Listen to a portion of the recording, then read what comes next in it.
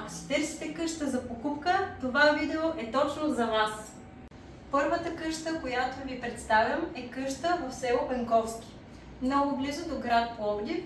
Къща, която има голям потенциал и над 2 декара двор. Представям ви и второ предложение. Къща за продажба в село Гълъбово. Село Гълъбово напоследък е изключително атрактивна локация за покупка на нов дом.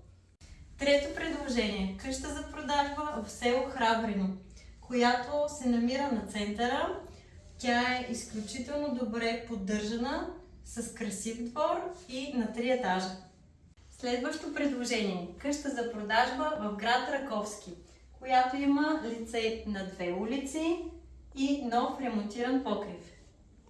Ако пък търсите къща, която да бъде в рамките на град Пловдив, това предложение е специално за вас. Това, разбира се, е само една малка част от нашите предложения. Така че, ако вие продавате или търсите подобен имот, не се колебайте и се свържете с мен.